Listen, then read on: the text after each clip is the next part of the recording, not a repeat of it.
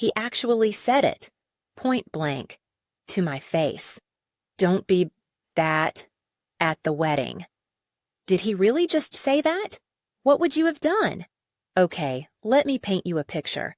It's last summer. Think sweltering heat, the kind that makes the asphalt shimmer and your clothes stick to your skin. I was at Uncle Mark's house. He was buzzing around, stressed, making last-minute phone calls about floral arrangements and seating charts. He's marrying Sarah. I like Sarah, actually. She always remembered my birthday, even when Uncle Mark forgot. He calls me into the living room. It's all beige and bland, like he deliberately sucked all the personality out of it. He sits me down. Look, honey, he starts, all fake casual. The wedding is important. Everyone will be there. Your grandparents, the whole extended family. He gestures vaguely. It's traditional. And that's when he dropped it. I just think, maybe for one day, could you just tone it down?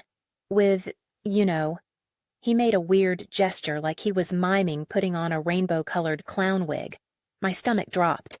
It wasn't a surprise, exactly. I'd been dodging these conversations with him for years. Every family gathering was a minefield of unspoken expectations. But to have him say it, so explicitly, so dismissively, it stung. You mean, hide who I am? I asked, trying to keep my voice level. He sighed, like I was being deliberately difficult. No, honey, not hide. Just be discreet. It's Sarah's day. We don't want to rock the boat. He actually used the phrase rock the boat. Seriously? I wanted to scream. I wanted to grab one of those hideous beige cushions and throw it at his head. But I didn't. I just sat there, numb. Okay, I said quietly. I understand. Liar. I didn't understand. I understood that he cared more about appearances than about me. I understood that my own uncle was ashamed of me. I understood that I was once again being asked to shrink myself, to disappear. I left his house feeling hollow. The sun was still blazing, but I felt cold. I walked for hours trying to process it all. The wedding was in 2 weeks. 2 weeks to decide if I was going to play along, pretend to be someone I'm not, or what? What were my options? The wedding was held at this place. It was supposed to be a rustic chic vineyard, all exposed beams and mason jars filled with wildflowers. The kind of place that screams, Pinterest board come to life. I hate Pinterest. Everyone was there. Every aunt, uncle, cousin, and second cousin twice removed. The air was thick with perfume and forced smiles. I felt like an alien in a badly acted rom-com. I decided to play it safe. I wore a dress that was appropriate, beige. I kept my hair down, hiding my rainbow streaks. I made small talk with relatives I hadn't seen in years, fielding the usual questions about my job and my love life. I felt like I was suffocating. Sarah looked beautiful, radiant even. As she walked down the aisle, I couldn't help but feel a pang of something. Envy? Sadness? She deserved to have her day. But did that mean I had to sacrifice my own truth for it? The ceremony was fine. Standard vows, a few tears, a lot of awkward clapping. Afterwards, we all shuffled to the reception area, a sprawling tent with tables draped in white linen. The band started playing some generic pop song. I grabbed a glass of champagne and tried to blend in. That's when Uncle Mark found me. He beamed at me, all self-satisfied. See? Isn't this lovely? Everyone's having such a wonderful time. He squeezed my shoulder. I'm so glad you could make it. I wanted to throw my champagne in his face. Dinner was long, course after course of bland, overpriced food. I picked at my salad, trying to avoid eye contact with anyone. My cousins were talking about their perfect jobs and their perfect relationships. I felt like I was living in an alternate reality where everyone was happy and successful and straight. Then came the toasts. The best man gave a rambling, slightly inappropriate speech about Uncle Mark's college days. The maid of honor gave a tearful tribute to Sarah's kindness and grace. Then Uncle Mark stood up. He cleared his throat.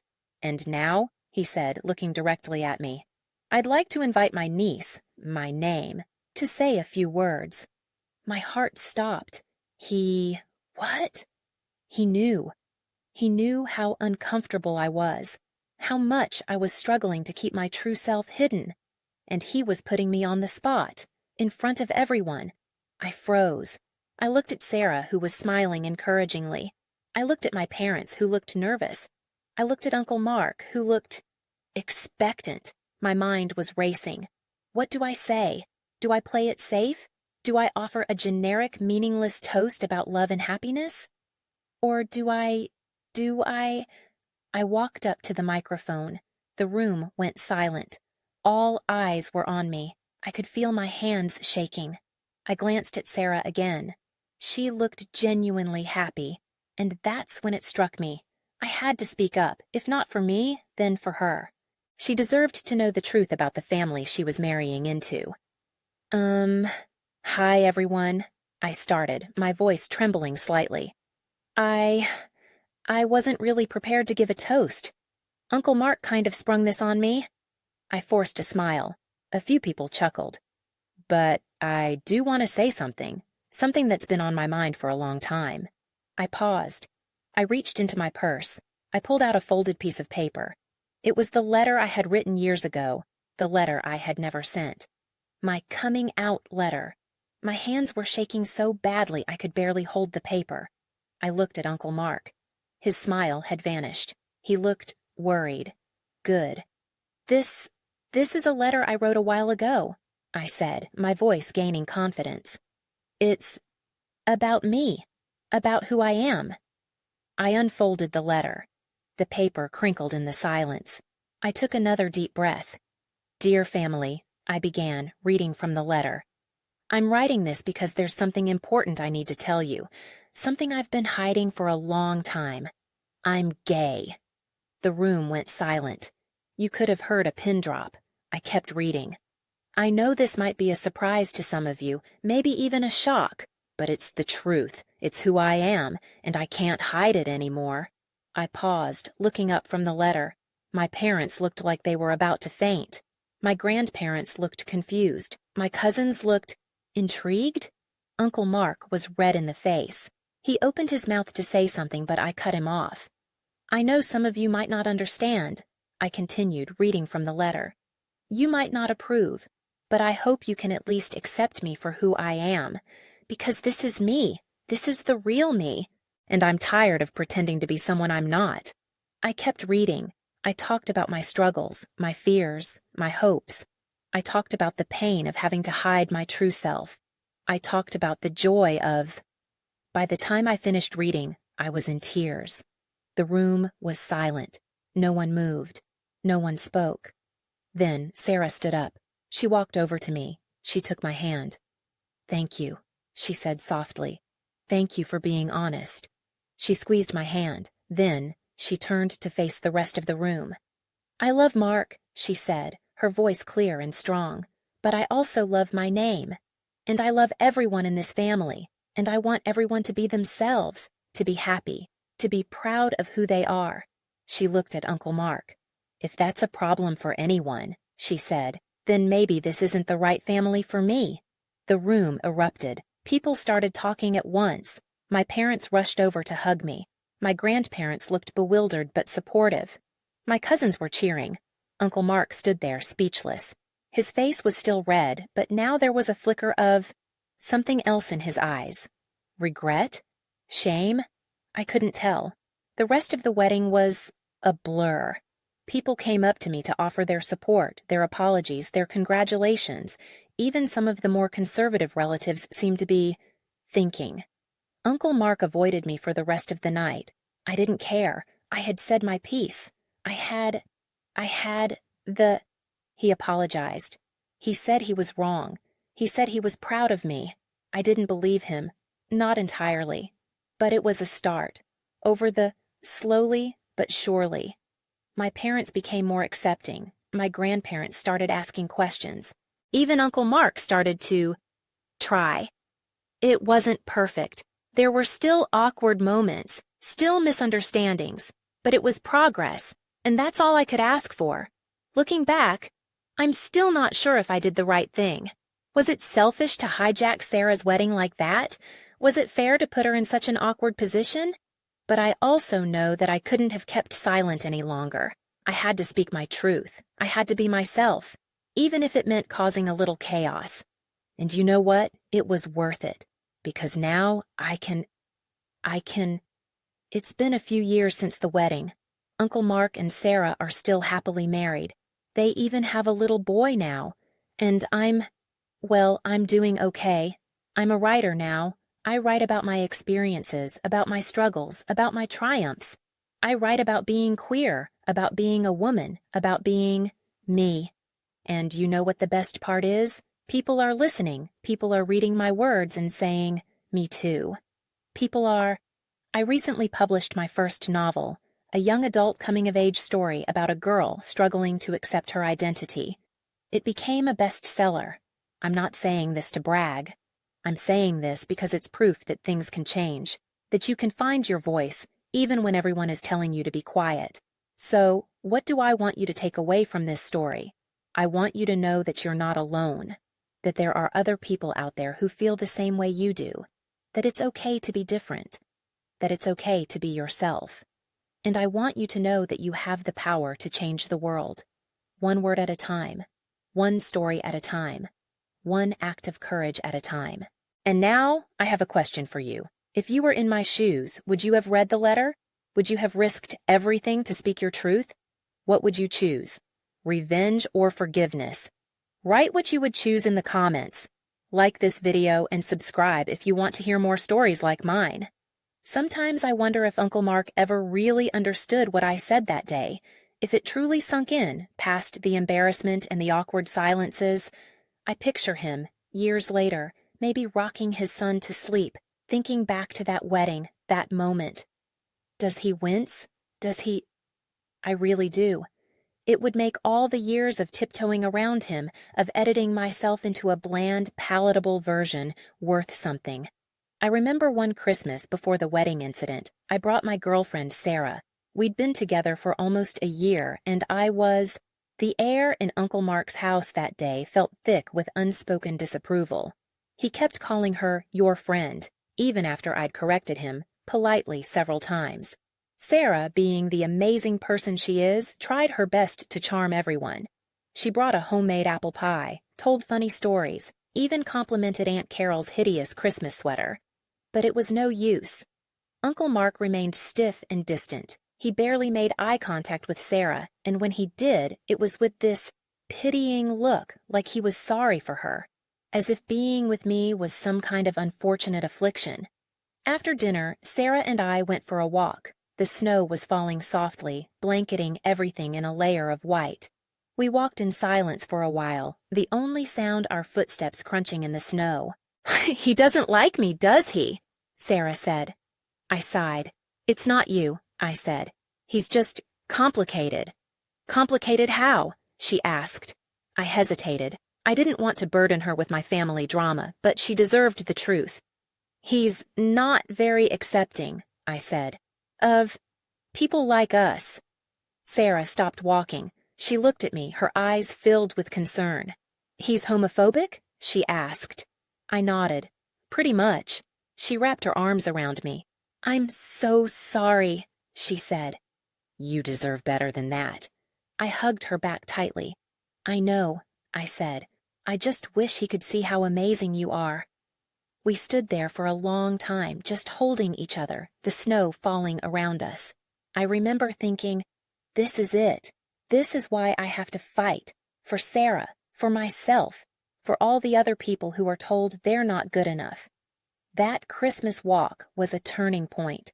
It solidified my resolve to stop hiding, to stop pretending. I knew it wouldn't be easy. I knew there would be consequences, but I couldn't live like that anymore.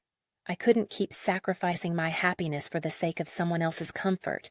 Do you ever feel like you're living a life that's not your own? Like you're wearing a mask, performing a role that someone else has written for you? I felt like that for so long, like I was trapped in a play, forced to recite lines that didn't feel true. And the worst part was, I was the one who had built the stage, who had written the script. I had allowed myself to be defined by other people's expectations, but no more. I was taking control of my own narrative. I was writing my own story, even if it meant burning the theater down. Another memory flashes back to me. It's from high school, the school dance. Ugh, the quintessential teenage nightmare. I was 15, awkward and hopelessly crushing on a girl in my English class named Emily. She had these amazing green eyes and this quirky sense of humor that just made me melt. I spent weeks agonizing over whether or not to ask her to the dance.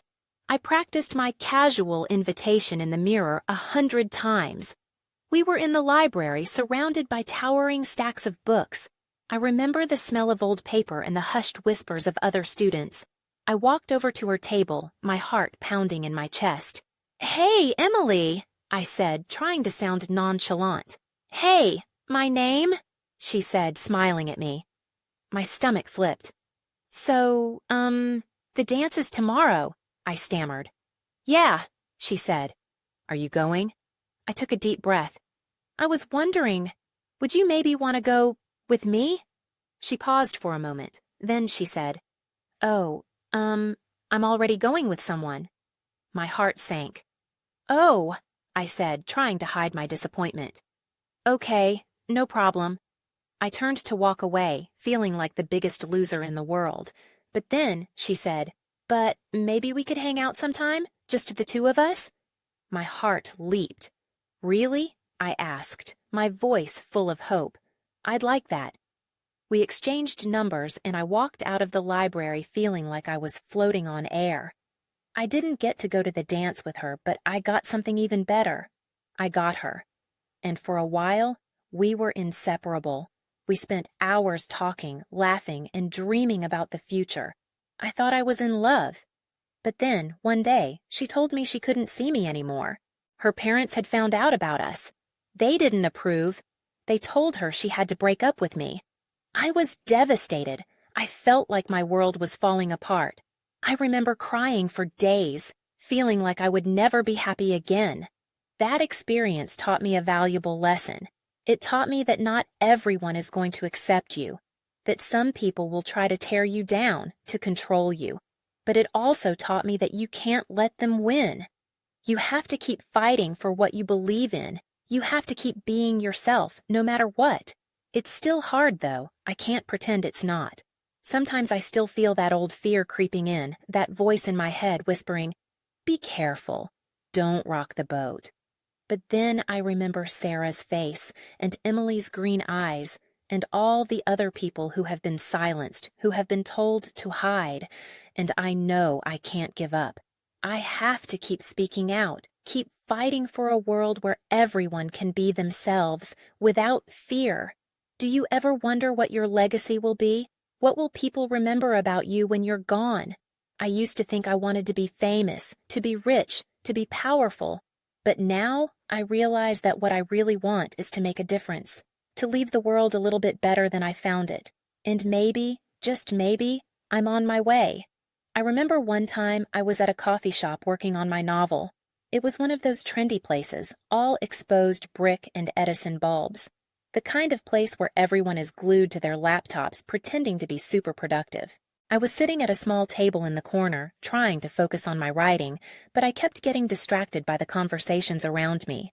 There was this group of college students arguing about politics, this couple whispering sweet nothings to each other, this guy on a phone call complaining about his boss. It was a cacophony of noise, but I was used to it. I actually found it kind of comforting in a weird way. It made me feel like I was part of something bigger, like I wasn't alone in the world. Then I overheard a conversation that stopped me in my tracks. Two women were sitting at the table. "I just don't understand it," one of them said. "Why do they have to make such a big deal out of it? Why can't they just be normal?" The other woman nodded in agreement. "I know, right? It's like they're doing it for attention. It's so annoying." I felt a surge of anger. I wanted to turn around and yell at them, to tell them how ignorant and insensitive they were being. But I didn't. I just sat there, seething. I knew that if I said anything, it would just escalate the situation. They probably wouldn't listen to me anyway. They were too caught up in their own prejudices. but their words stung. They reminded me of all the times I had been dismissed, invalidated, and judged.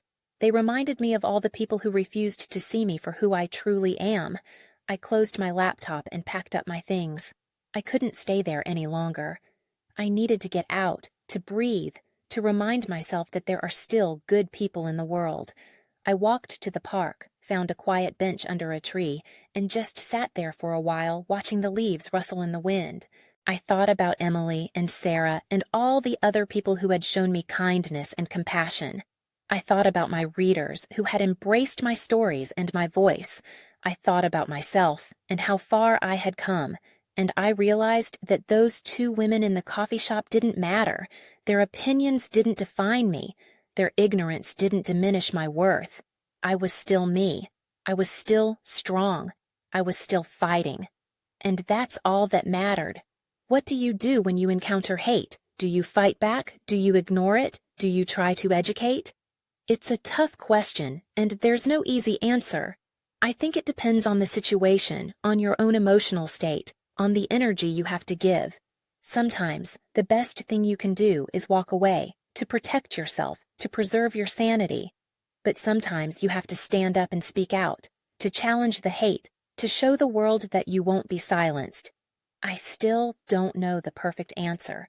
I just try to remember that silence is complicity, and that every voice matters. The memory of my first book signing event bubbles to the surface. I was so nervous. I'd spent months pouring my heart and soul into this novel, and now it was. I was terrified that no one would show up, that I would be sitting there all alone, surrounded by empty chairs. I remember arriving at the bookstore early just to make sure everything was set up properly. The staff was incredibly kind and supportive. They helped me arrange the books on the table, put up posters, and even brought me a cup of tea to calm my nerves. As the event time approached, people started to trickle in. At first, it was just a few friends and family members, but then more and more people started to arrive. Soon, the bookstore was packed. I was overwhelmed. I couldn't believe that so many people wanted to meet me, to hear me talk about my book. It was amazing. I met so many incredible people, people who had been touched by my story, people who had found solace and inspiration in my words. One woman came up to me in tears. She told me that my book had helped her come to terms with her own identity. She said that it had given her the courage to be herself, to embrace her true self without shame or fear. I was so moved. I felt like I realized that my writing wasn't just about me. It was about connecting with others, about sharing my experiences, about making a difference in the world. As I signed her book, I looked into her eyes and said, "You are not alone." And in that moment, I knew that I wasn't alone either. We were all in this together, fighting for a better world, one story at a time. What's the most meaningful thing you've ever done? What are you most proud of? It doesn't have to be something big or grand. It can be something small and simple, something that made a difference in someone's life, something that brought you joy. The small moments matter. They build up. They shape us. They make us who we are. It's the small moments of connection, of kindness, of courage that make life worth living. I'm still figuring it all out. I'm still learning, still growing, still making mistakes, but I'm grateful for every experience, every challenge, every opportunity, because they're all shaping me into the person I'm meant to be. There's this one memory that keeps resurfacing, especially when I'm feeling down or insecure. It was during my sophomore year of college. I was taking a creative writing class, and we had to submit a short story for a workshop. I was so excited. I had been working on this story for months, pouring all my emotions and experiences into it. It was a deeply personal story about a young woman struggling with her identity and her place in the world. I submitted it to the workshop feeling nervous but also hopeful. I was eager to get feedback from my classmates and my professor. The day of the workshop arrived. I sat in my chair, my heart pounding in my chest as my classmates read my story aloud. When they finished, there was a long silence. Then my professor spoke. "Well," he said, "that was Interesting. He paused. But I'm not sure it works. He proceeded to tear my story apart. He criticized my writing style, my characters, my plot. He said it was too sentimental, too melodramatic, too unrealistic. He said it was amateurish and unoriginal. I was devastated. I felt like he had ripped my heart out and stomped on it. I sat there, trying not to cry, as my classmates offered their own criticisms. They echoed my professor's sentiments. They said my story was too personal, too emotional, too niche. They said it wouldn't appeal to a wide audience. By the end of the workshop, I was a mess. I felt like a failure. I felt like I had wasted my time. I went back to my dorm room and cried for hours. I almost quit writing altogether. I thought, maybe I'm not good enough. Maybe I don't have what it takes. But then something shifted. I realized that I couldn't let their criticisms define me. I couldn't let their negativity steal my passion. I decided to rewrite the story, but this time I wrote it for myself. I didn't worry about what my professor or my classmates would think. I didn't try to make it more marketable or more universal. I just wrote what felt true to me. I poured even more of my heart and soul into it. I made it even more personal, even more emotional, even more niche. And you know what? It was amazing. It was the best thing I had ever written. I submitted it to a literary magazine and they accepted it. It was my first published story. That experience taught me a valuable lesson. It taught me that you can't please everyone, that some people will always criticize you, no matter what you do. But it also taught me that you have to stay true to yourself. You have to write what you're passionate about, what you believe in, what feels authentic to you. Because that's what matters. That's what will resonate with readers. That's what will make your writing meaningful. What do you do when you face rejection? Do you give up? Do you try harder? Do you change your approach? Rejection is a part of life. It's inevitable, but it doesn't have to define you. You can learn from it. You can grow from it. You can use it as motivation to become even better. I still get rejected all the time. My books get bad reviews. I get turned down for grants and awards. I have ideas that never pan out, but I don't let it stop me. I keep writing. I keep creating. I keep putting myself out there. Because I know that even if I fail 1,000 times, I'll eventually succeed. And that success will be all the sweeter because of the rejections I've overcome. I'm reminded of a conversation I had with my grandmother. She was a wise woman, full of stories and insights. She had lived a long and full life, and she had seen a lot of changes in the world. I was visiting her one afternoon, feeling discouraged about my writing. I told her about my struggles, my rejections, my self-doubt. She listened patiently, her eyes filled with compassion. When I finished, she took my hand and said, "My name. Life is like a river. It flows and it ebbs. There will be times when the water is calm and smooth, and times when it's rough and turbulent, but you can't let the rough times stop you from swimming. You have to keep paddling, keep moving forward, keep believing in yourself." Her words resonated with me deeply. They gave me the strength to keep going, even when I felt like giving up. I asked her, "But Grandma, what if I never achieve my dreams? What if I never become a successful writer?" She smiled. "Success isn't about fame or fortune," she said. "It's about living a life that is true to yourself. It's about pursuing your passions, about making a difference in the world. And if you do those things my name, you'll already be a success." I never forgot her words. They became my mantra. They reminded me that true success isn't about external validation. It's about internal fulfillment. It's about living a life that is authentic, meaningful, and purposeful. What does success mean to you? Is it about money, power, fame, or is it about something more? Something deeper? Something that comes from within? I think true success is about finding your purpose, your passion, your voice, and then using those gifts to make the world a better place. One person, one story, one act of kindness at a time. That's the kind of success I aspire to, and I believe that it's within reach for all of us.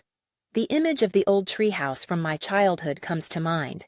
It stood at the edge of the woods behind my house, a rickety structure of planks and branches.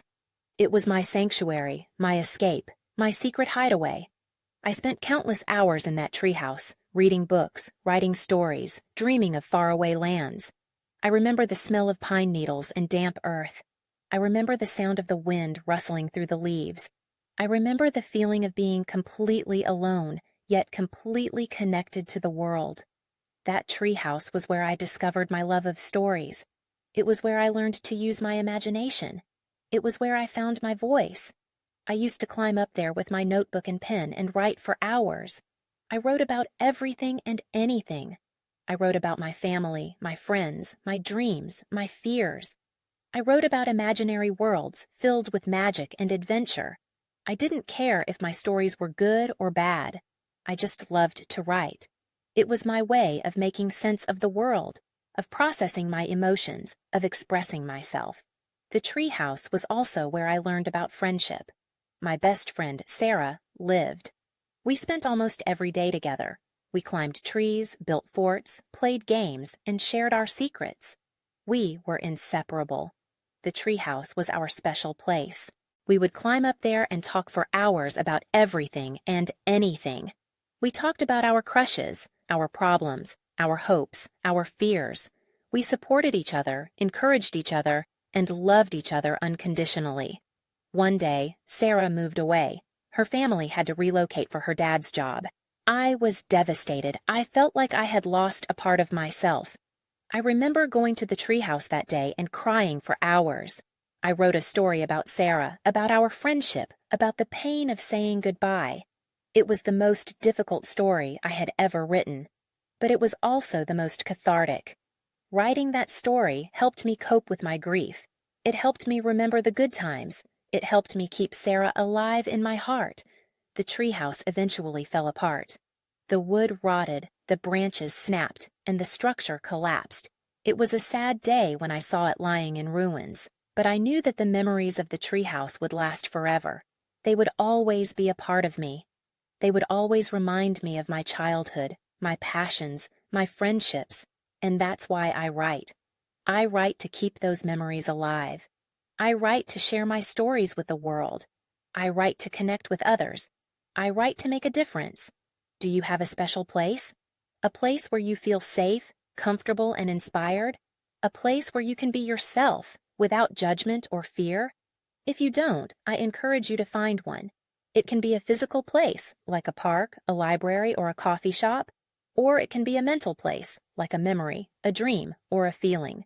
Whatever it is, make sure it's a place where you can nurture your soul, where you can recharge your batteries, where you can reconnect with yourself. I think we all need a sanctuary, a place where we can escape the chaos of the world and find peace, quiet, and inspiration. A place where we can remember who we are and what we're meant to do. One day, I went back to my hometown. I hadn't been there in years. I wanted to see the old house, the old neighborhood, the old woods.